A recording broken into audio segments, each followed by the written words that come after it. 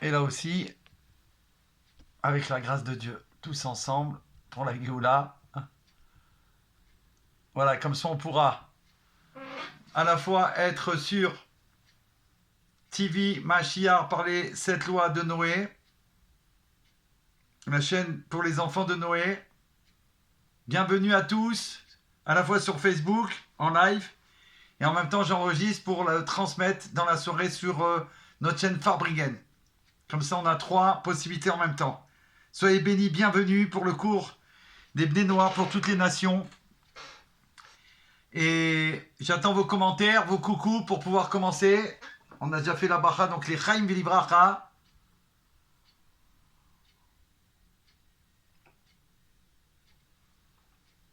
Bienvenue à tous. Alors il se passe des grandes choses dans le monde. En Israël, bonsoir Catherine, bienvenue. Ce soir la première. Bonsoir à Rivka. Bienvenue aussi. Alors, géant, on est sur 3 écrans. Sabine Meloul, super. Voilà, j'entendais au moins qu'il y ait quelqu'un. Vous êtes la première avec nous sur Facebook, Baruch Haba. On n'oublie pas de partager constamment, sans arrêt. On ne sait pas qui il y a de l'autre côté, qui est à l'autre bout, mais c'est sûr que ça amène à Géoula. Bonsoir Dominique, et à tous et à toutes, bienvenue. Ce soir, on va vivre un enseignement du Rav Ginsburg, bien sûr. D'abord, on va commencer par le Rav de Grandstadt sur le guide des nations. On en était au chapitre 8, qu'on avait mis de côté en attendant, parce qu'on avait des documents du Rambam extraordinaires à communiquer. Bien sûr, bonsoir Didier. Bonsoir à tous. Très heureux d'être encore avec vous toujours. Voilà. Alors là, on va mettre plus grand l'écran. Non. Voilà. On est bon. Royal. Bonsoir Maximo, Leiva, toute la famille Leiva, bienvenue, bonsoir. Voilà, on travaille en ce moment activement et se by Love You Forever and Ever. Incroyable. Et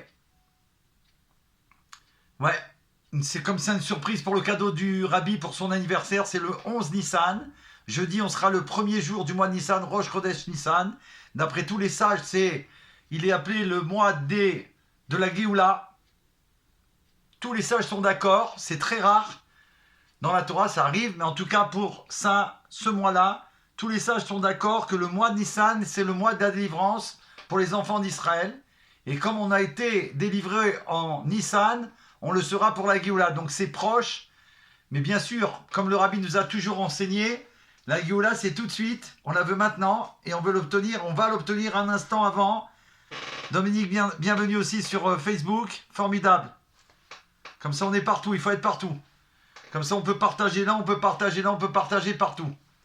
Merci de demander à Pascal Léval, le fait tout le temps, de partager sur Facebook. D'accord? Le lien pour la TV Machiar. Alors, Michia Meller. On va... N'oubliez pas de faire un petit lechaïm avec ce que vous voulez comme boisson. Vous mangez quelque chose. Pendant le cours, il faut profiter. Les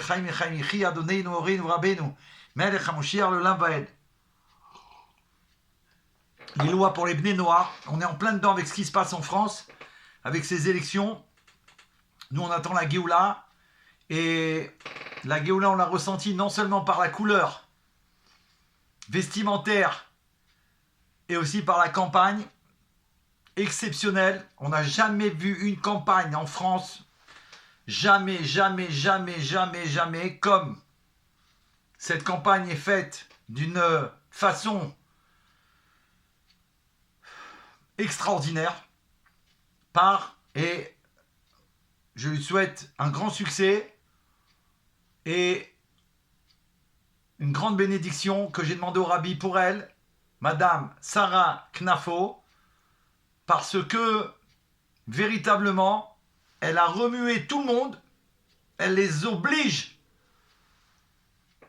à se transformer, à changer, et surtout, elle va jusqu'au bout pour dégager le contraire du bien qui a fait tellement de misère, non seulement à la France, mais particulièrement à tous les habitants de la France, et particulièrement les enfants d'Israël. Donc, bravo à Sarah Knafo, exceptionnel, on n'a jamais vu ça. La couleur jaune, je lui ai fait savoir que c'est la couleur du drapeau du Degel Mashiach. C'est la couleur de l'affiche qu'il y a sur le périphérique et partout à Paris. Baruch Hashem, qu'on a choisi, qu'on a fait avec la famille Mathieu. Merci à Nina et à Madame Jacqueline. Ouais, toujours sur le périphérique, grâce à Dieu, les deux affiches merveilleuses qui transforment l'humanité. Et je suis sûr et certain que la divine providence a fait que, on pourrait dire comme ça, bienvenue Jacqueline et toute la famille Mathieu. Incroyable, juste on parle de vous.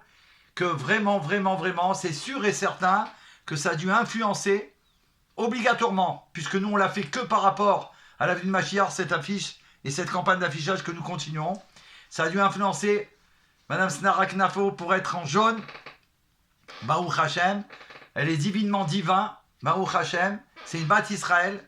Et en tout cas, quoi qu'il arrive, ce qu'elle a fait, c'est unique en France, il n'y a jamais eu. Elle a retourné le cerveau de tout le monde. Elle a dévoilé la vérité cachée. Les misères qu'ils ont fait. Le vol à main armée qu'ils ont fait. Ce qu'ils se sont permis de faire. Sur tout le monde. Et particulièrement les plus démunis. Et ceux qui sont la population. Donc bravo, bravo, bravo, bravo. Serge Duval, bienvenue. Et félicitations. Félicitations. C'est un... Comment dire? C'est... Je qualifierais ça de au-dessus du compte. Vous savez, il y a les championnats hors concours, voilà, c'est ça que je voulais. Hors concours. Hors concours. Elle est hors concours. Rien à voir avec tous les autres, confondus, même ensemble. Hors concours. Une autre catégorie. Elle a une âme divine. Baruch Hashem. Elle a de toute façon fait quelque chose d'incroyable. Son dynamisme et... C'est sûr et certain que c'est une envoyée d'Hachem pour remettre les pendules à l'heure de la Géoula en France et particulièrement à Paris. Et c'est sûr que ça va agir puisque c'est chapeauté, comme on le sait, par le Rabbi Melech HaMashiach, bien évidemment. Alors, Jonathan Bromberg d'Israël, tous vous êtes là. En tout cas, les premiers qui sont là, bienvenue. On va commencer donc dans le 8e chapitre du Rav Grindstadt, le chaliard du Brésil du Rabbi Melech HaMashiach pour les nations du monde. Pour les Shema Mitzvot des Noirs, les 7 lois de Noé. Donc on est chapitre 8, interdiction de l'idolâtrie et croyance en l'unicité de Dieu. Qui est la barre, si on peut dire, comme dans un navire, du Tanya Kadisha, l'unicité de Dieu. Alors, le fondement. Vous êtes prêts? Vous êtes prêtes? On y va? Et après le Rav Ginsburg, bien sûr, son cours sur la Géoula, et aussi selon les enseignements de la technologie IA qu'on a avec le tampon de Bina. Alors, le fondement des fondements et le pilier de la sagesse et la connaissance qu'il existe un être premier et qu'il est l'inventeur de tout ce qui existe et que tous les êtres du ciel et de la terre et ce qui se trouve entre eux n'existe que par la vérité de son existence. Bonsoir. Prête. Magnifique, Rivka. Tout le monde est prêt. Voilà comment on commence. Vous avez reconnu, bien sûr, c'est les premiers mots du Rambam Maïmonide dans son œuvre magistrale, le Mishneh Torah. Le Créateur, béni soit son nom, est le Créateur et le dirigeant de toutes les créatures. Et lui seul a fait et fera toutes les actions à chaque instant. Comme on le sait, dans le Tanya Kadisha, il nous enseigne qu'à chaque instant, Hachem y crée le monde. Ensuite, le créateur, béni soit-il, béni soit son nom, est unique. Et il n'y a aucune unité qui lui soit comparable. Et lui seul est notre Dieu. Son unité, que tout le monde va servir bientôt tout de suite à l'avenue de Mashiach, son unité est simple et non complexe. Il n'y a en lui aucune dualité, ni multiplicité d'aucune sorte. Le Créateur n'a ni corps, ni forme. il n'a pas eu de commencement et n'aura pas de fin. Il est béni au-dessus du temps et de l'espace, et il créa le temps et l'espace. C'est une création de Dieu, le temps et l'espace. Donc bien évidemment qu'il est au-dessus. Nous devons servir uniquement le Créateur, béni soit-il. Nous devons servir uniquement le Créateur. Béni soit-il. Et oui, il y a des choses qu'il faut répéter 2 fois, 3 fois, 4 fois, 10 fois, 100 fois, 1000 fois, à l'infini, sans arrêt, jusqu'à que ça nous pénètre et que c'est intégré en nous. Croire qu'il existe un Créateur du monde fait partie du commandement donné au premier homme et à ses descendants de ne pas adorer d'autres dieux. Croire, c'est justement ne pas être idolâtre. Croire en lui, c'est ne pas être idolâtre. Les idolâtres se divisent en 3 catégories. Alors, ouais. 3 catégories. Les mines, c'est leur nom. Les épicuriens et les hérétiques. 5 sont appelés minimes. Les minimes, c'était minime, hein, pas mine. Mine, c'est au singulier. 5, c'est qui? Ceux qui disent qu'il n'y a pas de Dieu et que le monde n'a pas de maître. Celui qui dit qu'il y a un maître, mais qu'ils sont 2 ou plus. Tu vas associer, ok. Celui qui dit qu'il y a un seul maître, mais qu'il a un corps et qu'il a une image, c'est un minime. Et celui qui dit qu'il n'est pas le premier et le créateur de tout, mais pense qu'il existe une matière primitive qui n'a pas été créée par lui et que c'est à partir de cette matière que Dieu a créé son monde, c'est un minime. Voilà qui sont les minimes, c'est les 4 figures qu'on est en train d'expliquer. Et celui qui adore une étoile ou une constellation ou autre, afin d'être un intermédiaire entre lui et le Seigneur de l'univers, ce qui s'appelle le polythéisme. Ces 4 cas de figure qu'on vient de décrire sont appelés minimes. Donc c'est la première catégorie. D'accord?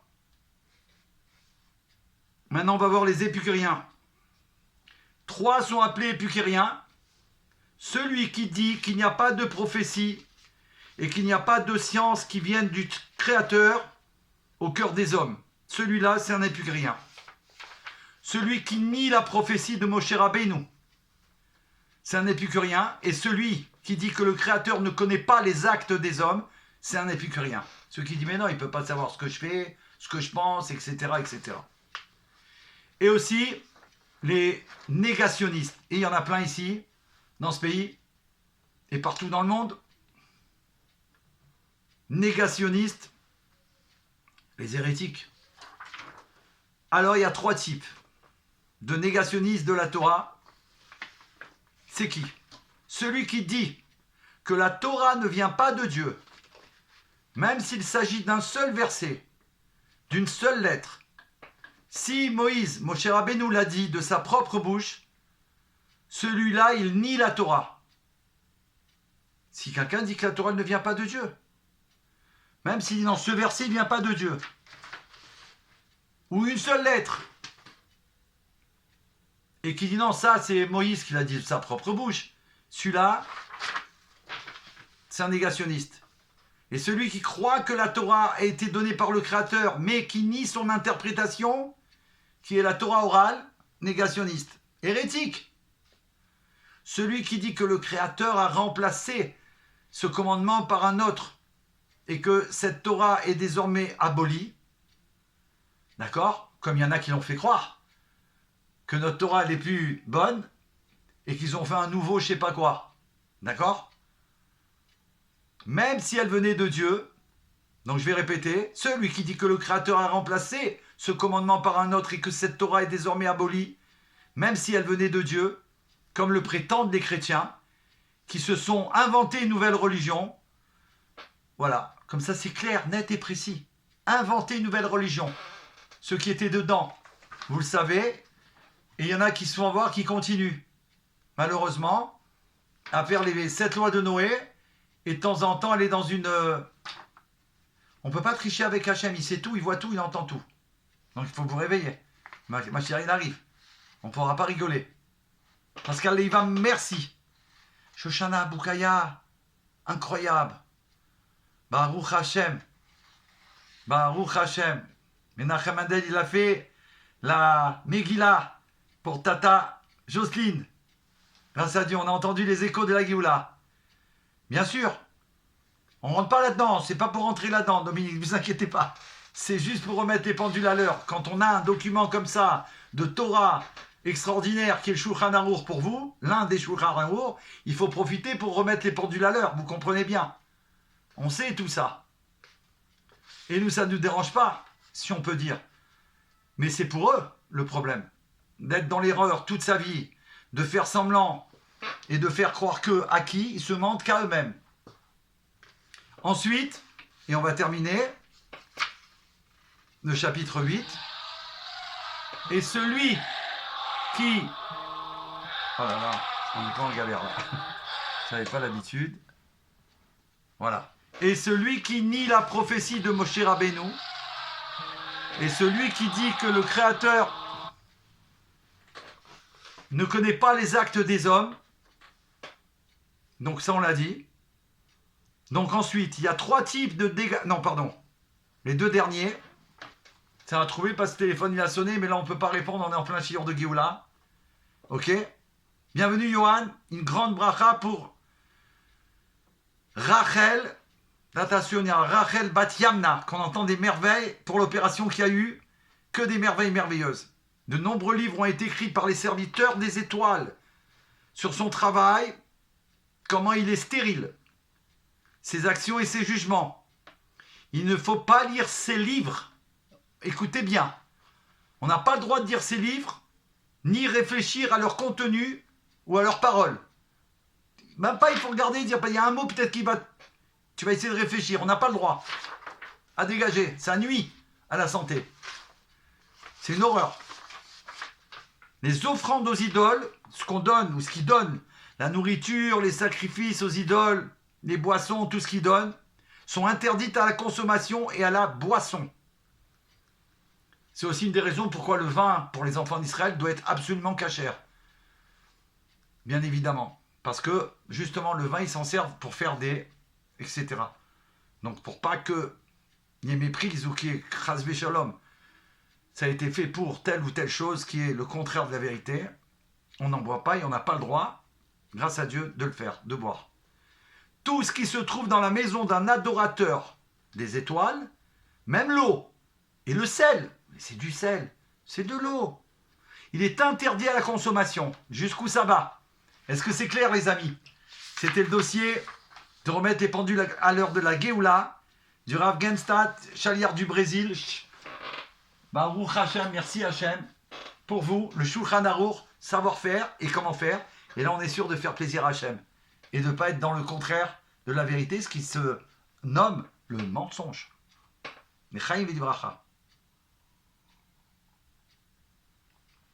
Tout de suite, on a commencé la semaine dernière le premier chapitre sur le leadership et là c'est la suite. Baruch Hashem. Donc le Rav Ginsburg. Je vous laisse respirer un petit peu puisqu'on change de sujet. Chacun doit devenir le leadership de d'abord soi-même. Être un leader sur mes pensées, paroles et actions, sur mon corps. Sur moi, pas sur les autres. Je ne suis pas là pour être un tyran envers les autres ou un dictateur ou je sais pas quoi. Et oui, en ce moment, depuis le 11 Adar, le jour de mon anniversaire, que Dieu soit béni, cette année, on a entendu que la tête du serpent a été éliminée. Depuis, la terre d'Israël vit avec des miracles et des merveilles comme Dvorah, Léa le fait par écrit, savoir, qui dépasse l'entendement. On l'a toujours étudié, le rabbi nous l'enseigne au quotidien, surtout en années 91 et 92. La paracha Vayeshev, particulièrement, je vous montrerai des merveilles, des miracles et des merveilles, plus grandes que celles de la sortie d'Égypte. Ce qui se passe en ce moment, ça veut dire, ça dépasse l'entendement. Jamais on a vu ça. Il y a même, vous avez certainement vu sur les réseaux sociaux, des non-juifs, plusieurs, qui font des vidéos pour dire que ce qui se passe en Israël, c'est divinement divin. Ça ne peut être que Hachem qui agit, parce que c'est pas possible ce qui se passe. C'est pas possible. Le plus petit peuple du monde, la plus petite armée du monde, le petit bout de terre sainte, mais elle est sainte, c'est la plus grande en vérité, mais elle est la plus petite, et ça résiste à tout ce qui pourrait, je ne sais pas, si notre pays ici où on se trouve actuellement existerait encore avec tout ce qui est tombé là-bas. Donc, tout ça pour dire quoi?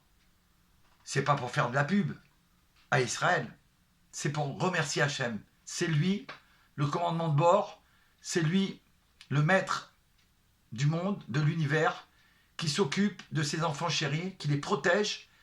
Tout ça pour le bien de l'humanité. Pour révéler qu'il est là, qu'il nous a toujours protégés, et que grâce à tout ce qui se passe, il va envoyer le roi Mashiach se révéler, qui va enfin apporter le bien absolu qu'on attend depuis toujours, qu'on ne connaît pas vraiment, un petit peu. Ce qu'il y a eu à l'époque du roi Shlomo, c'est l'une des rares exceptions, pendant qu'il y a eu le Beth Amikdash, mais particulièrement quand il y a eu Shlomo Améler pendant 40 ans, on l'a déjà expliqué, la perfection, les merveilles, la Géoula, d'accord?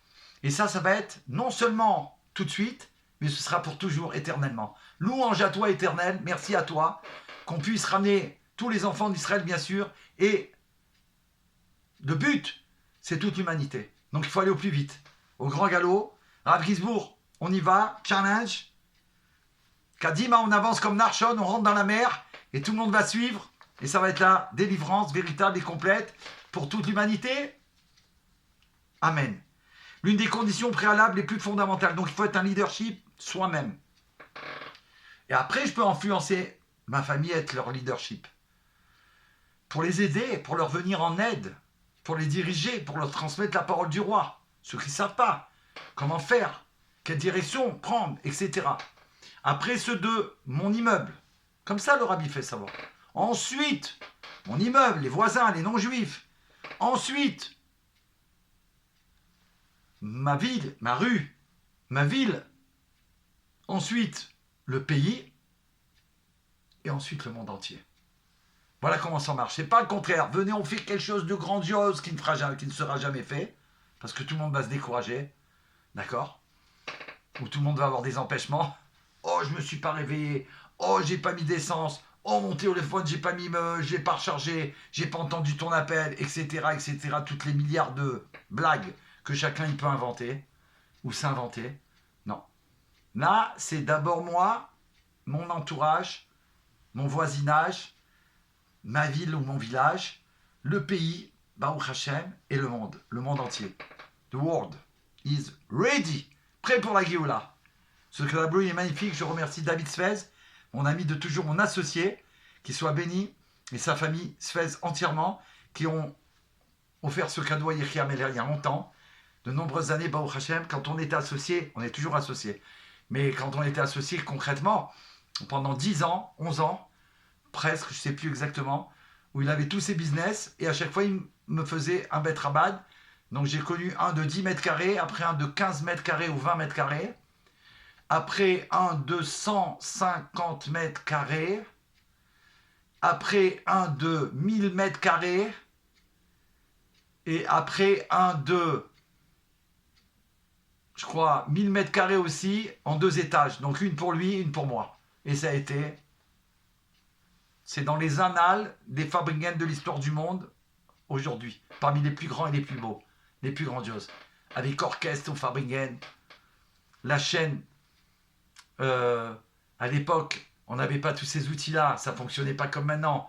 Donc on était déjà sur Internet, avec la radio Internet Kol Mevasser, voilà, Kol Mevasser, on a fait 7 ans de radio avec le responsable de la Radio J à l'époque, David Elbaz, extraordinaire.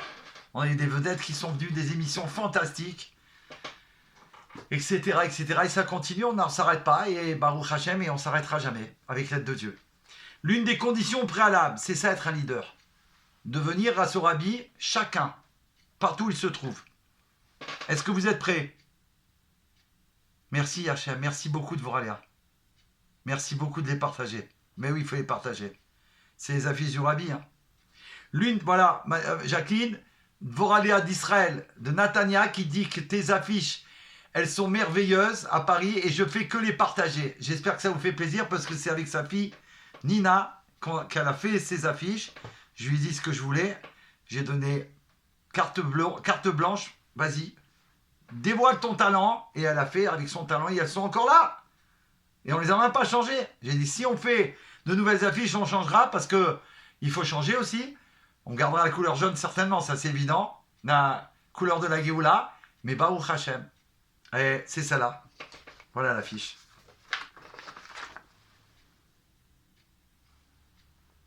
L'affiche sur le périphérique. Avec... Ouais, il y a un changement peut-être pour ce qui est écrit. Et la deuxième affiche qui est collée avec le message écrit de la Géoula. On y va. L'une des conditions préalables, les plus fondamentales du leadership est la capacité à trouver grâce aux yeux de Dieu et des hommes. Vous avez entendu? D'abord de Dieu et ensuite des hommes. Si notre avodat Hashem plaît à Hashem, niach, reach nichorach, ça veut dire grâce aux yeux, c'est la grâce, c'est chen. Chen, le mot chen, c'est la grâce. Ça veut dire aussi chorma nistara, la sagesse cachée, secrète. D'accord? Donc il faut trouver grâce aux yeux d'Hachem, et grâce à ça, on va avoir grâce aux yeux des hommes. Ce principe est énoncé de manière succincte par les sages. Si l'esprit de l'homme est satisfait de lui, l'esprit de Dieu est satisfait de lui. Mais si l'esprit de l'homme n'est pas satisfait de lui, l'esprit de Dieu n'est pas satisfait de lui. On apprend ici que le leadership, ici, fondé uniquement sur l'autorité imposée, n'est pas un leadership authentique. L'autorité exercée sans consentement reflète la tyrannie. On connaît, ça se passe en ce moment, d'accord? Et Baruch Hashem, les enfants d'Israël, ils font le travail de justicier pour sauver le monde entier. Et ça, c'est donc la tyrannie, mais c'est surtout pas le leadership. Le véritable leadership, il naît de la relation et de la capacité à diriger par le consensus et le compromis, avec empathie, avec respect et un lien authentique avec ceux qui sont dirigés. C'est ce qu'elle veut faire à Paris, justement, notre sœur, Sarah. Je vais dire ça pour ne pas trouver les gens, ils vont dire David, il fait de la politique, jamais. Chez Rabban, on n'en fait pas. Mais là, mon rabbi m'a dit, le drapeau jaune, c'est un signe de Dieu que Baruch Hashem, elle est là grâce au rabbi, donc il faut en parler. Cette qualité est illustrée lorsque Moshe Rabbeinu, il apprend de Dieu qu'il ne conduira pas le peuple d'Israël vers la terre promise. Ça a été terrible de savoir ça. On peut s'imaginer, celui qui va nous diriger pour nous amener là-bas, il ne pourra pas rentrer là-bas. Moshe Rabbeinu, il réagit en demandant à Dieu de nommer son successeur, révélant ainsi que sa principale préoccupation n'est pas son propre héritage, mais le bien-être de la nation. Voilà ce que c'est qu'un leader, un vrai, afin qu'elle ne reste pas comme des brebis sans berger. Il est le berger, il ne pourra pas rentrer, donc il ne sera plus là. Il demande tout de suite à savoir et à connaître le nouveau leader.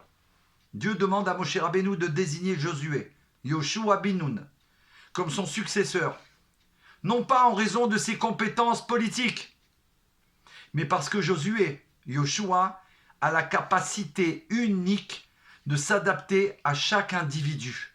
en fonction de sa nature profonde. Voilà ce que c'est qu'un leadership. Et c'est pour ça qu'il est choisi.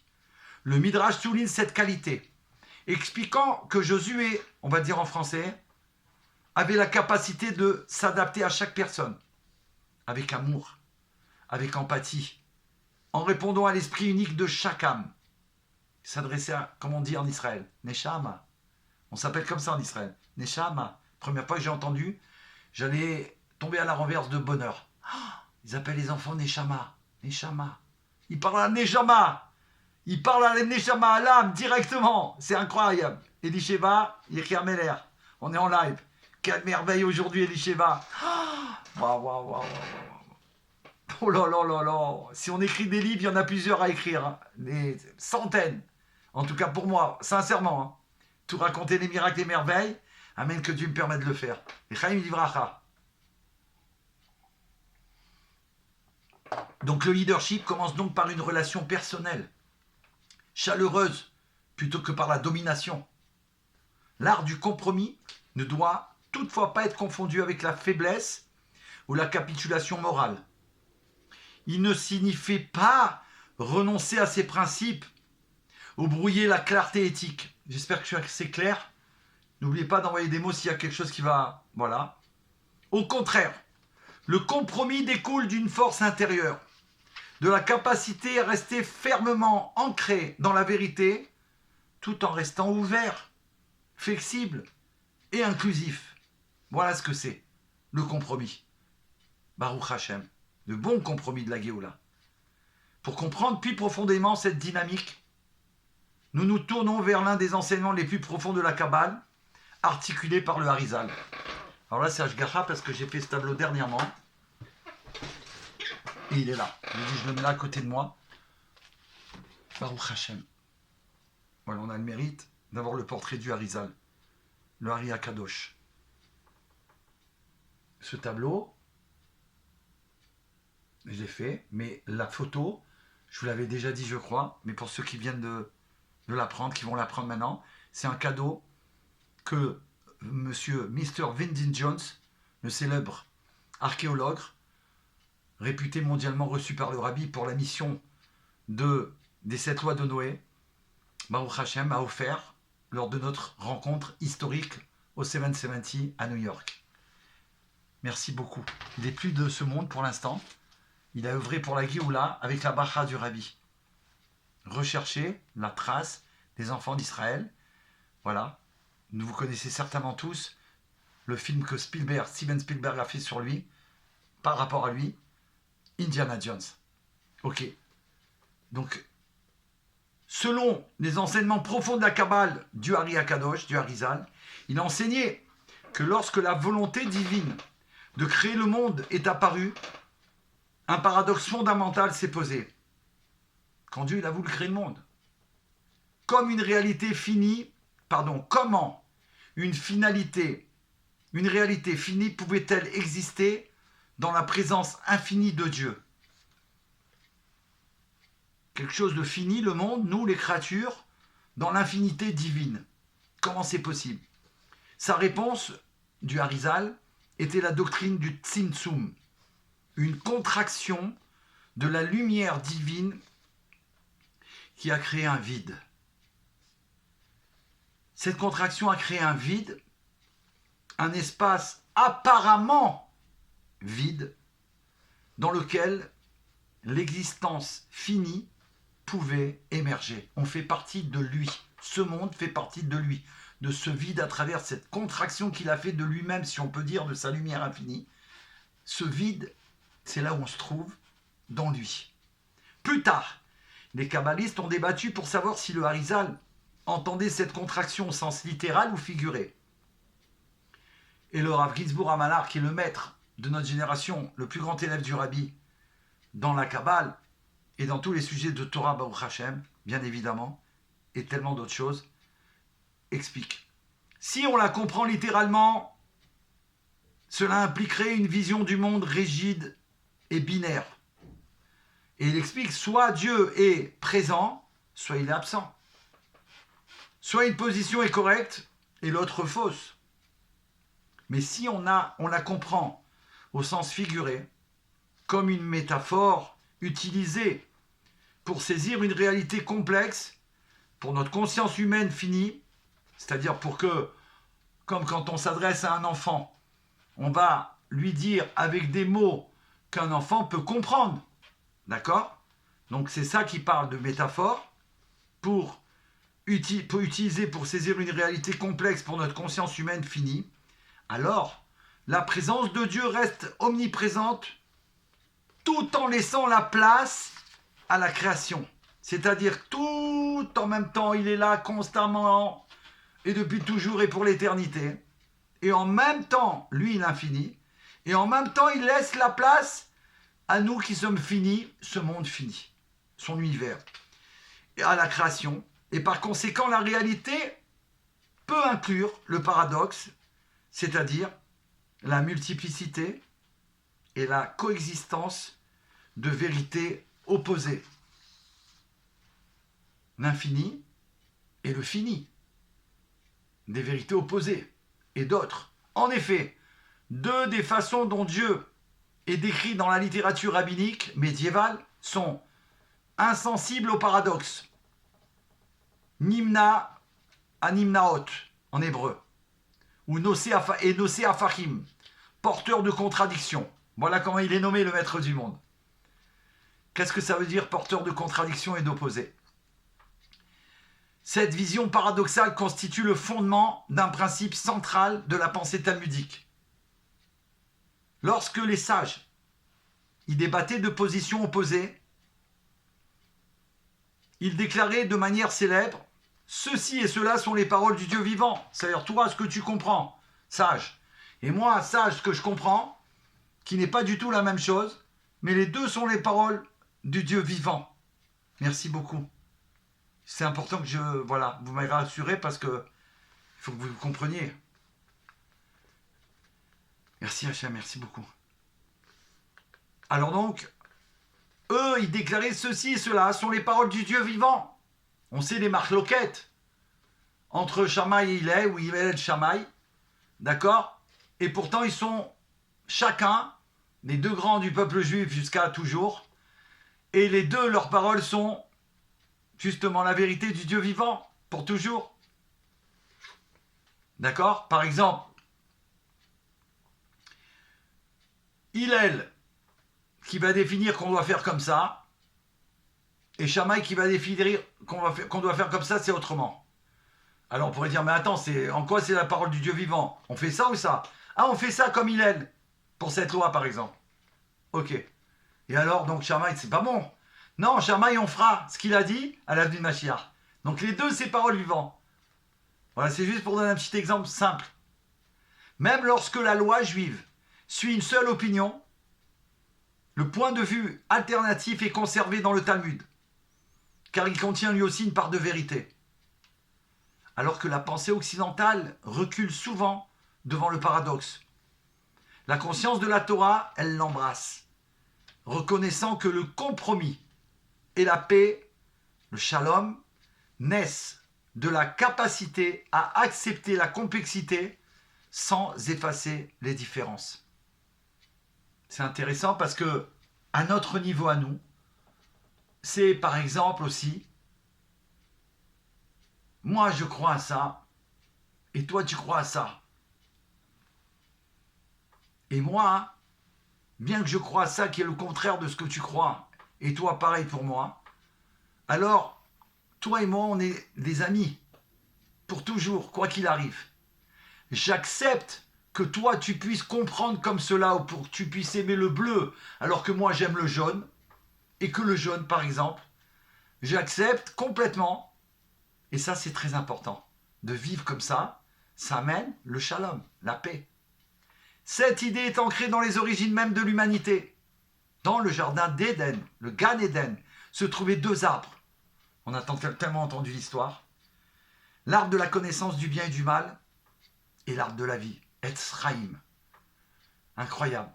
Le Rav Ginsburg, il a dévoilé il y a très longtemps déjà. Le Rabbi l'a fait savoir.